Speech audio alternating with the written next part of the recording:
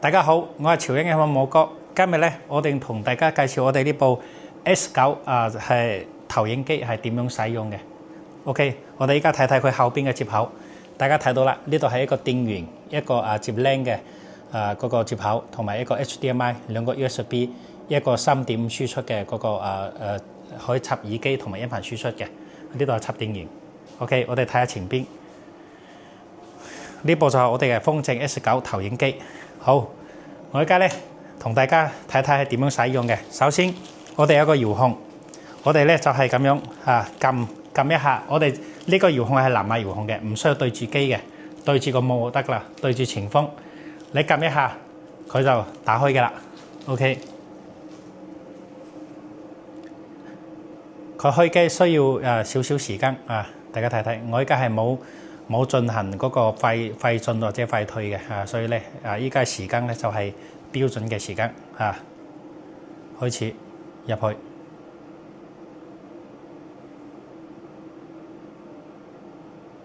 大家再等等OK， 搞掂。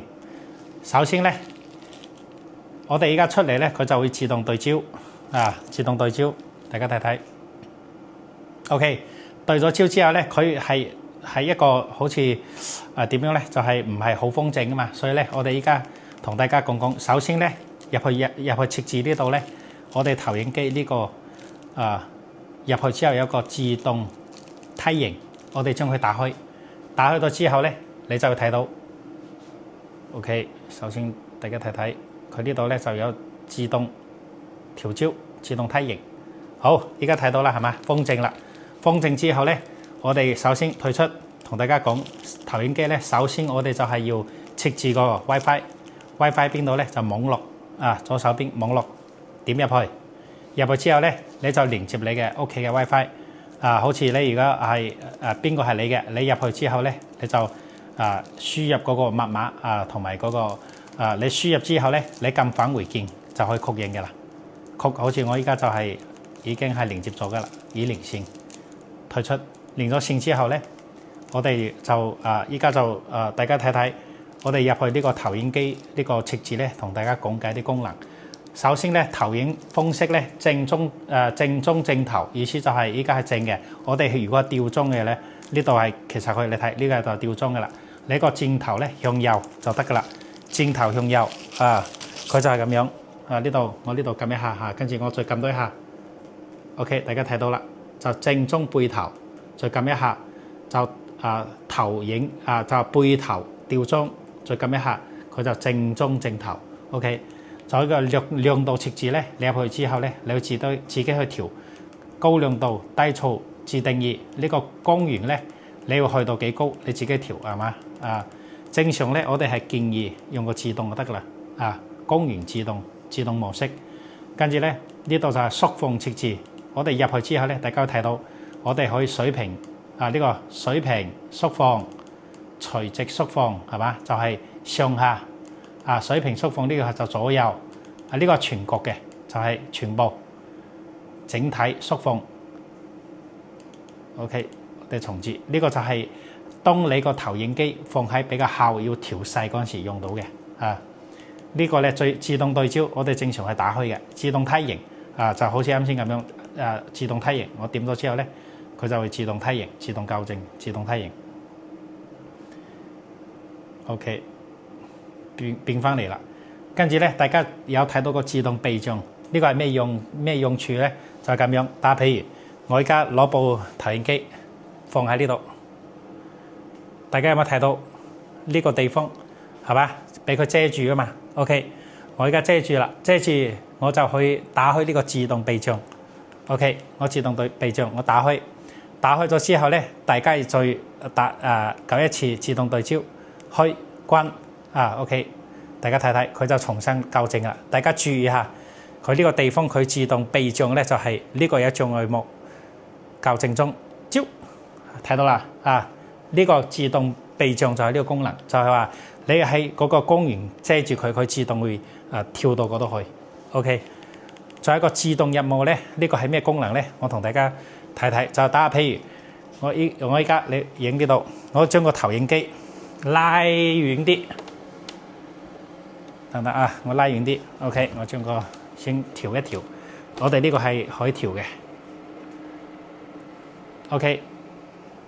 我哋而家係調咁樣咧，佢係超過，大家會睇到超過嗰個霧嘅，超過個霧咁樣點算咧 ？OK， 等等，因為我喐咗佢，可以自動避震同埋自動梯形嘅嚇。我而家就自動入霧，我入去之後咧，大家會睇到開始係嘛？你點呢個開始 ？OK， 我點個開始之後咧，佢有個有個綠燈點一點嘅，佢就自動去入霧嘅啦。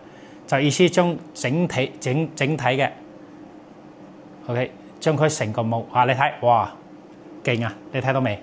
依家咧就係風正嘅啦，非常勁，成個已經喺入邊嘅啦。啊，你睇下左右入邊都冇嘅啦，你睇係咪先？所以咧，佢自動入霧呢個功能係非常勁嘅。OK， 跟住咧呢度鏡頭內縮4點梯形咧，你就入去之後咧，自己去校正。呢個梯形嘅自己去校正嘅，呢個大家都知啦。就係自動梯形四邊梯形全部都可以校到，因為我哋依家放緊比較遠嘅自動入霧先啦。將佢設置先入到入邊先。再演示下，大家睇睇呢個自動入霧真係好勁嘅。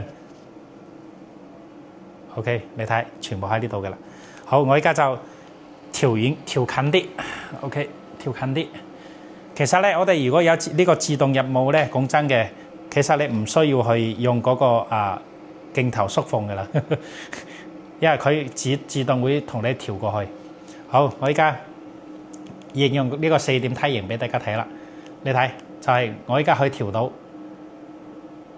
手動去調，你就撳呢啲箭頭咯嚇，大家睇到啦。撳呢啲左上右係咁樣嚟撳，跟住咧你對住個螢幕就得噶啦，你咁樣就手動去調咯。因為有啲人屋企係冇布啊嘛，所以你自己去調到你中意嘅 size。你睇全部可以調4點梯形，呢個大家調一次之後咧就唔使調噶啦，因為佢有自動記憶嘅，你關機重啟佢都係咁樣嘅啦。OK。跟住咧就4邊梯形，大家都知啦。所以咧呢一邊咧就係所有啲功能就幾乎就咁樣啦。仲有呢個輸入源咧，就意思就大家睇到啦，多媒體同埋高清就 HDMI 咯。HDMI 多媒體咧，你睇我而家就係輸入 HDMI， 因為依家係冇輸入嘅。所以咧多媒體咧就係本身我哋呢個Apps 呢個媒體中心係咩用咧？我而家先將嗰個霧搞遠啲。睇上嚟舒服啲 ，OK。我哋又可以搞翻嗰個自動梯形 ，OK， 佢就會自動對焦自動梯形嘅啦。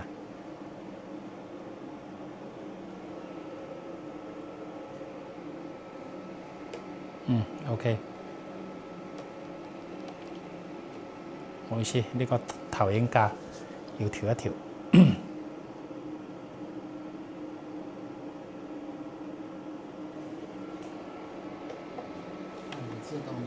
OK， 好，可能被遮擋咗。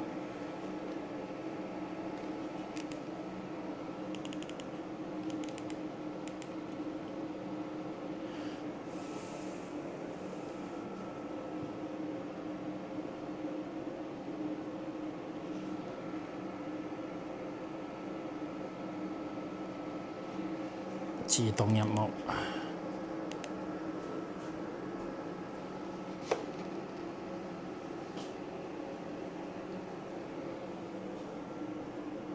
開始。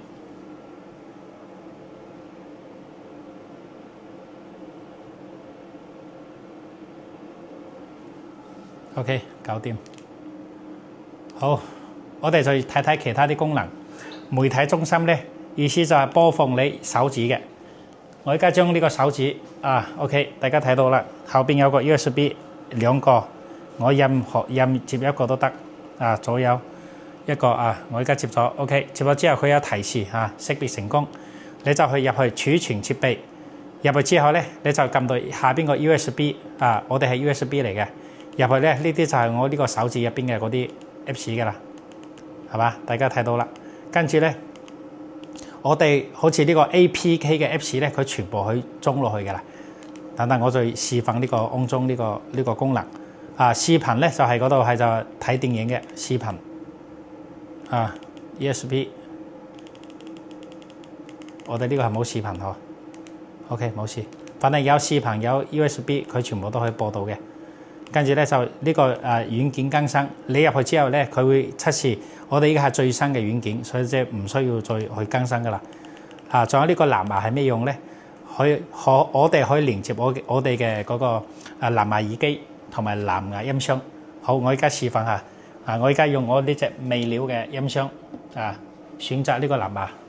OK， 我而家就打開藍牙。OK， 打開咗之後咧，大家睇睇，你唔好擋住佢你喺後邊我呢度新增配件。OK， 我點一下，佢就搜索。搜索之後個愛唱觸屏 K 歌音響就係啦，我哋就點一下，點一下之後咧，佢就配對中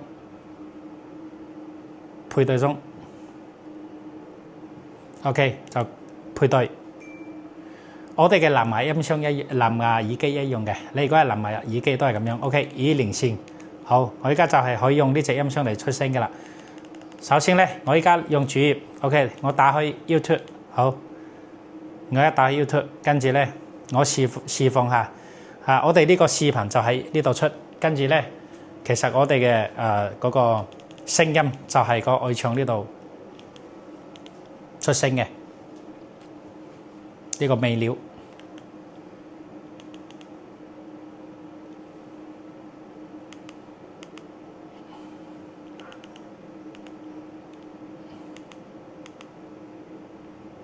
OK， 我而家放下播放。OK， 聲音就喺呢度出嘅啦。能形成保護層，2星期迅速修復受損珐琅質，牙齒變得平滑，堅固健康。Bionic 輕鬆刷回珐琅質。聲音就好靚嘅，喺呢度就可以大家都聽到啦。OK， 真正嘅教育大師都喺適當嘅時候見好就收，而唔係貪婪。你睇啲電影出嚟效果好靚嘅。係，呢個就係 YouTube 入邊放出嚟嘅聲音，就喺音箱出，聲音喺音箱出，跟住影視就喺呢度出。OK， 我而家退出。呢度就係大家睇到啦 ，YouTube 呢度睇就係所有嘅 Apps 咧全部呢度有 Naver YouTube 呢啲全部係本身已經有嘅啦。跟住咧仲有一個瀏覽器大家睇到我哋嘅 Google 瀏覽器，佢呢個入去做咩用咧？就係可以上網。可以上網，就東城呢個係投影機，係一個 OK， 呢個係未下載嘅，等我下載就得噶啦。啱先個功能我先講完先，呢個就係藍牙 OK。啟動完呢個大家睇到啦，係記憶、默認同埋高清，我哋默認就得噶啦。語言呢度咧，大家入去可以自己選擇。簡體、繁體、日文、英文係嘛？全部大家可以自己去調嘅啦。跟住咧選項呢個咧就係大家睇設定日期、時間全部喺呢度編號設定呢度入去你都自己會睇到噶啦。語言係嘛？開機模式、應用、鍵盤、音效呢度全部你入去之後咧就會全部可以睇到噶啦。本地升級，關於就我哋呢部機嘅大家睇到啦，呢個處理器係幾多呢個版本係咩呢度軟件版本係幾多，全部係呢度有體現嘅。仲有呢個記憶清理呢個係咩回事咧？大家睇睇，就有時候咧覺得有少少慢嗰陣時咧，你就可以一鍵清理後台，你點咗之後咧，佢就清理中，就釋放啲緩存咁樣嘅速度咧就會快啲。OK。跟住咧，呢度有一個選項，呢個講咗噶啦，編號設定編號設定，我睇入邊仲有一個 OK， 關於本機應用程式，好，我哋入去，大家會睇到啦。好，呢啲咧就係我哋下載好嗰啲，就全部啲應用程式。跟住咧，但係譬如你而家係呢個東貝投屏，你入去之後咧，你去解除安裝，意思咧就係你下載好嗰啲 Apps 啊，你可以全部喺呢個大家會睇到啦，喺我哋呢個應用程式呢度嚟刪除咗佢。但係譬如你而家係東貝投屏啦，係嘛？我哋呢個唔需要佢，我就點咗之後咧解除安裝，跟住咧係咪確定？係 OK， 我而家刪除俾大家解除安裝中。所以咧依家就冇噶啦，我哋嗰個已經俾我已經刪除咗噶啦，OK， 我哋退出鍵盤呢度咧，大家睇到啦，呢度又可以選擇啲鍵盤嘅。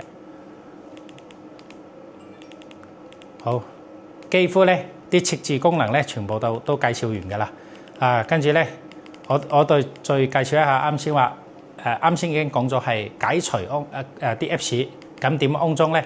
我而家就啱先插咗手指啦，我入去呢個媒體中心，入去咗之後咧儲存設備，跟住咧選擇 USB， 大家會睇到咧，好似我呢個東貝市場，點一下我點安裝，大家睇點一下之後咧，淨係啟動嗰陣時咧，大家注意睇呢個位置，佢喺呢個取消同埋安裝嘅，OK， 咁我拉落嚟大家睇到安裝，我點安裝點，而家就安裝中。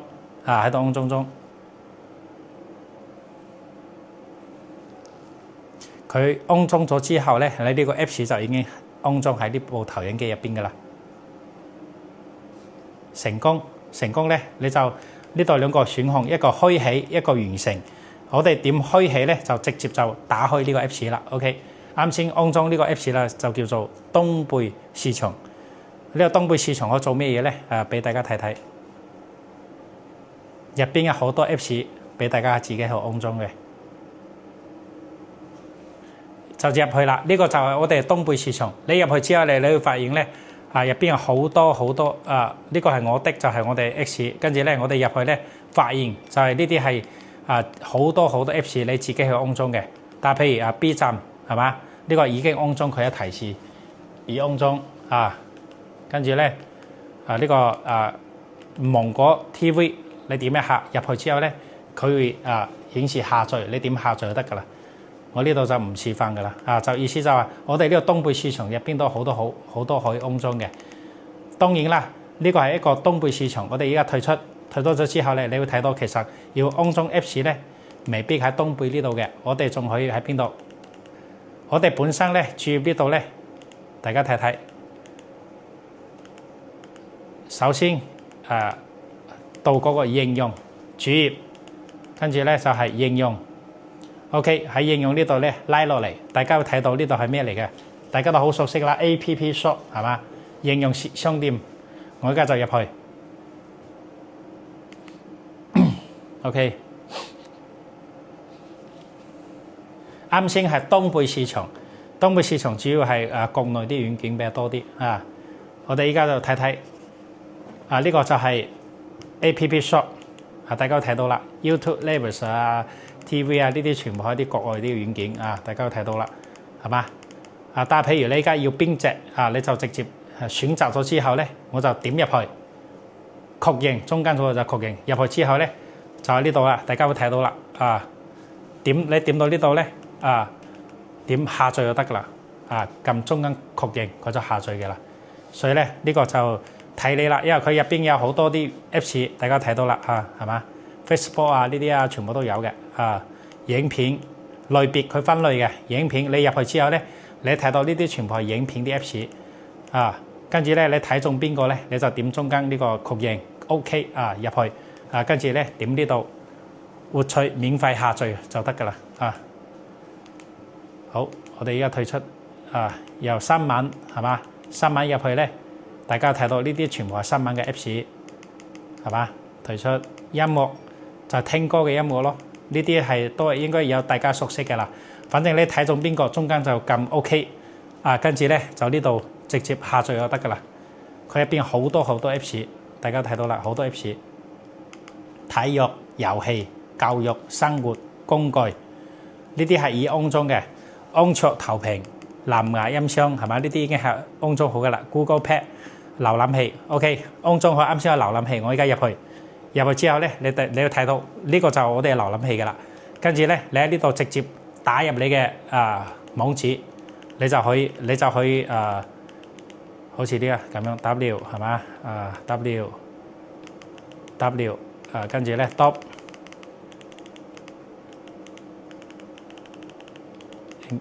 NBA 有冇啊？我唔知啊，反正我就求其咁樣點。OK，.com 就反正你直接輸入個網址就得啦。COM OK Go 佢就可以掃描呢個出嚟咧，同 NBA 有關嘅，大家睇到啦，係嘛？所有啲全部都有，非常非常方便。你就往下跟住你打開就得噶啦。所以咧，其實呢個係好似一部電腦咁樣咯。OK， 我而家退出。所以呢個瀏覽器都非常非常好啊，非常 OK。跟住咧，我啲應用呢啲就全部係下載好嘅咯 ，Naver 呢個 TV 係嘛，YouTube 嗰啲咯。跟住咧，其實咧講真嘅，我哋依家咧可以安裝 Apps 嘅咧就係 App Shop 係嘛，大家睇到啦 ，Google Play 同埋我哋嘅呢個大家睇到呢個就係嗰個東貝市場。其實咧講真嘅，我就唔敢肯定話你所要嘅 Apps 佢全部都有，所以咧我哋呢部機係支持 APK 嗰個格式嘅軟件，所以咧你如果呢度收冇嘅，你去自己去電腦下載完呢個 Apps， 只要係 APK 格式嘅，就可以按照啱先嗰個插個手指咁樣去安裝就得噶啦。OK， 跟住咧呢度咧就係大家睇到係視頻咧就係電影類呢啲體育類其實呢啲就冇嘅，大家可以自己去睇噶啦。音樂呢啲全部都係就聽歌噶啦。所以咧，我哋幾乎呢部機咧就介紹呢度就全部係介紹完噶啦，係嘛？OK， 大家睇睇，我而家打開所有嘅燈佢都非常之清晰，非常之靚。OK， 好啦，我哋呢部機就介紹到呢度啦，希望可以幫到大家先咁樣啦拜拜。